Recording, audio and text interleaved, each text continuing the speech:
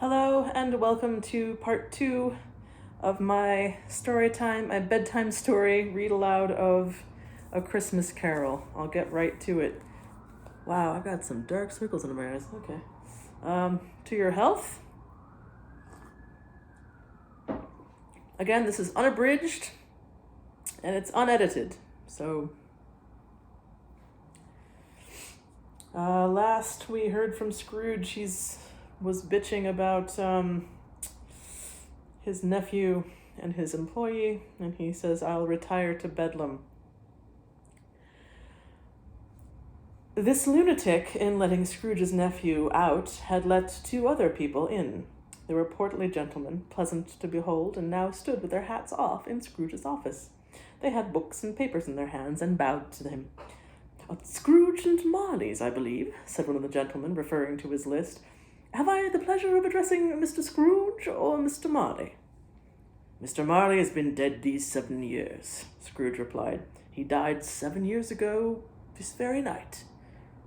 "We have no doubt his liberality is well represented by his surviving partner," said the gentleman, presenting his credentials. It certainly was, for there had been 2 kindred spirits. At the ominous word liberality, Scrooge frowned and shook his head and handed the credentials back.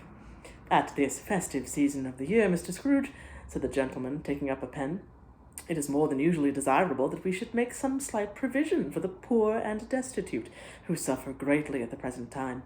Many thousands are in want of common necessaries. Hundreds of thousands are in want of common comforts, sir." "Are there no prisons?" asked Scrooge. "Plenty of prisons," said the gentleman, laying down the pen again. "And the union workhouses?" demanded Scrooge. "Are they still in operation?" "They are. Still," returned the gentleman. "I wish I could say they were not." "The treadmill and the poor law are in full vigor, then," said Scrooge. "Both very busy, sir." "Oh, I was afraid from what you said at first that something had occurred to stop them in their useful course," said Scrooge. "I'm very glad to hear it." "Under the impression that they scarcely furnish Christian cheer of mind or body to the multitude," returned the gentleman, "a few of us are endeavoring to raise a fund to buy the poor some meat and drink and means of warmth. We choose this time because it is a time of all others when want is keenly felt and abundance rejoices. What shall I put you down for?"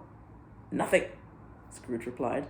"Oh, you wish to be anonymous?" "I wish to be left alone," said Scrooge. "Since you ask me what I wish, gentlemen, that is my answer. I don't make merry myself at Christmas, and I can't afford to make idle people merry. I help to support the establishments I have mentioned. They cost enough, and those who are badly off must go there." "Many can't go there, and many would rather die."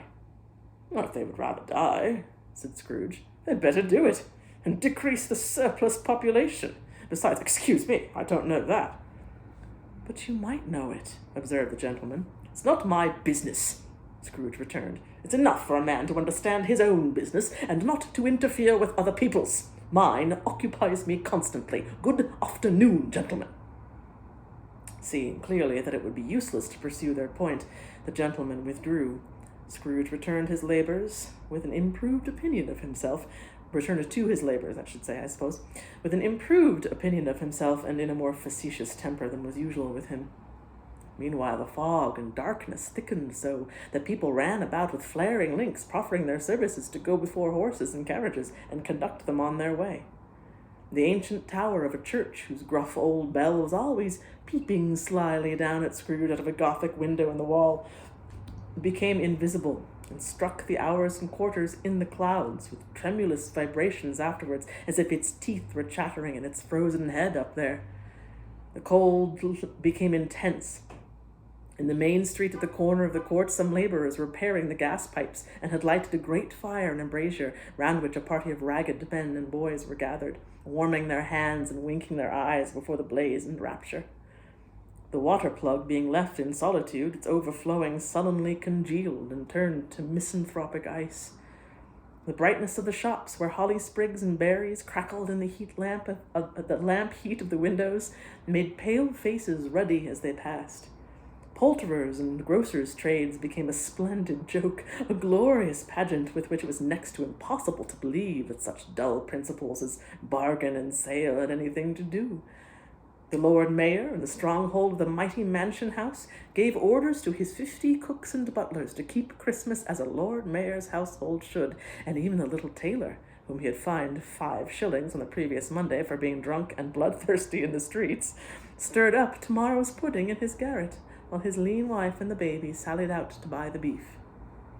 Foggier yet, and colder, piercing, searching, biting cold. If the good St. Dunstan had but nipped the evil spirit's nose with a touch of such weather as that, instead of using his familiar weapons, then indeed he would have roared to lusty purpose. The owner of one scant young nose, gnawed and mumbled by the hungry cold as bones are gnawed by dogs, stooped down at Scrooge's keyhole to regale him with a Christmas carol.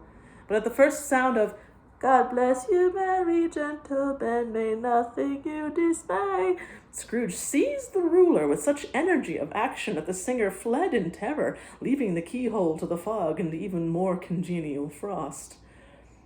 At length the hour of shutting up the counting-house arrived. With an ill will, Scrooge dismounted from his stool and tacitly admitted the fact to the expectant clerk in the tank, who instantly snuffed his candle out and put on his hat.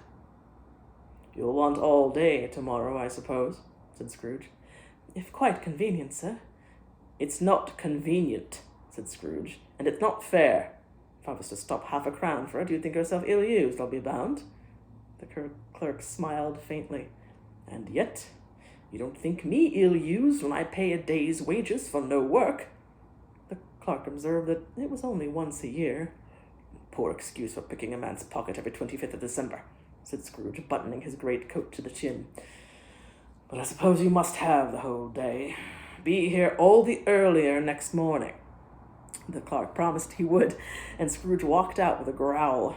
The office was closed in a twinkling, and the clerk, with the long ends of his white comforter dangling below his waist, for he boasted no greatcoat, went down a slide on Cornhill, at the end of a lane of boys, 20 times in honor of its being Christmas Eve, and then ran home to Camden Town as hard as he could pelt to play at blindman's buff.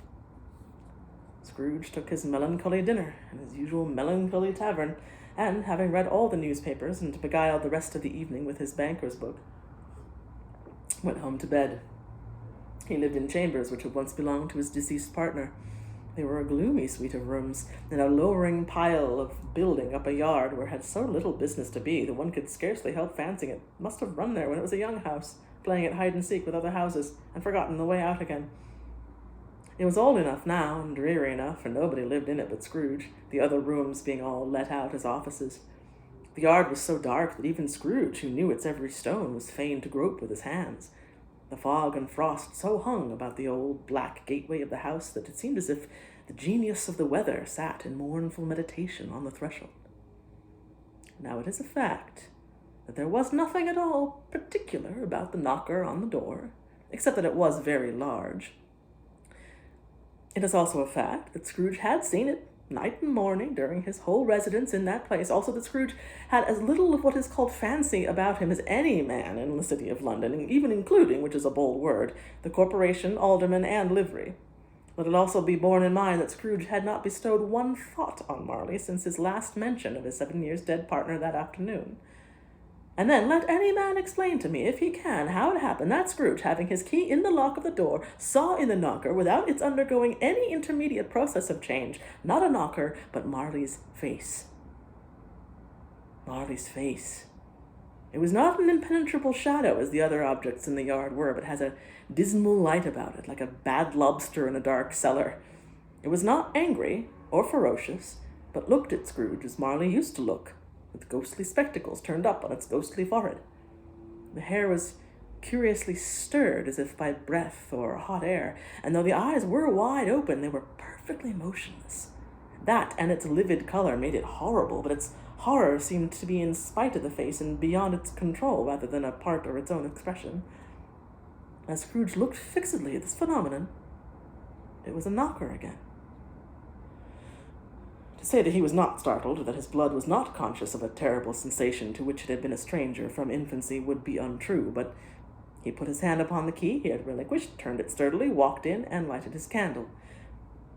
He did pause with a moment's irresolution before he shut the door, and did look cautiously behind it first, as if he half expected to be terrified with the sight of Marley's pigtail sticking out into the hall.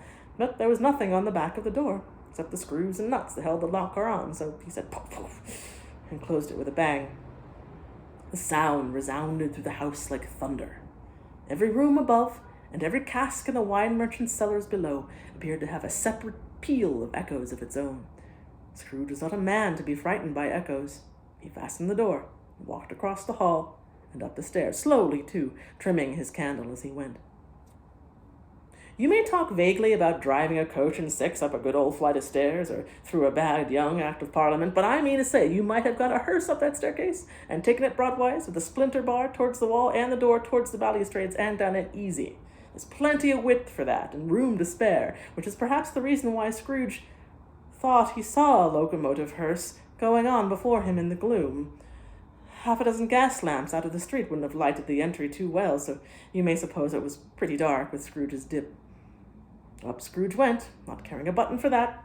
Darkness is cheap, and Scrooge liked it, but before he shut his heavy door he walked through his rooms to see that all was right. He had just enough recollection of the face to desire to do that. Sitting room, bedroom, lumber room, all as they should be. Nobody under the table, nobody under the sofa. Small fire in the grate, spoon and basin ready, little saucepan of gruel, Scrooge had a cold in his head, upon the hob. Nobody under the bed, nobody in the closet, nobody in his dressing gown, which was hanging up in a suspicious attitude against the wall. Lumber room as usual. Old fire guards, old shoes, 2 fish baskets, washing stand on 3 legs, and a poker. Quite satisfied, he closed his door and locked himself in, double-locked himself in, which was not his custom. Thus secured against surprise, he took off his cravat, put on his dressing gown and slippers, and his nightcap, and sat down before the fire to take his gruel. It was a very low fire indeed, nothing on such a bitter night. He was obliged to sit close to it and brood over it before he could extract the least sensation of warmth from such a handful of fuel. The fireplace was an old one, built by some Dutch merchant long ago, and paved all round with quaint Dutch tiles, designed to illustrate the scriptures. There were Cains and Abels, Pharaoh's daughters, queens of Sheba, angelic messengers descending through the air on clouds like feather beds, Abrahams, Belshazzars, apostles putting off to sea in butter boats, hundreds of figures to attract his thoughts. And yet that face of Marley, 7 years dead, came like the ancient prophet's rod and swallowed up the whole. If each smooth tile had been a blank at first, with power to shape some picture on its surface from the disjointed fragments of his thoughts, there would have been a copy of old Marley's head on every one. "Humbug," said Scrooge, and walked across the room. After several turns, he sat down again. As he threw his head back in the chair, his glance happened to rest upon a bell, a disused bell, that hung in the room, and communicated for some purpose now forgotten with a chamber in the highest story of the building. It was with great astonishment, and with a strange, inexplicable dread, that as he looked, he saw this bell began to swing. It swung so softly in the outset that it scarcely made a sound, but soon it rang out loudly, and so did every bell in the house. This might have lasted half a minute or a minute, but it seemed an hour. The bells ceased as they had begun, together. They were succeeded by a clanking noise deep down below, as if some person were dragging a heavy chain over the casks in the wine merchant's cellar. Scrooge then remembered to have heard that ghosts in haunted houses were described as dragging chains. The cellar door flew open with a booming sound, and then he heard the noise much louder on the floors below, then coming up the stairs and coming straight towards his door. "It's humbug still," said Scrooge. "I won't believe it." His color changed, though, when, without a pause, it came on through the heavy door and passed into the room before his eyes. Upon its coming in, the dying flame leaped up, as though it cried, "I know him, Marley's ghost," and fell again.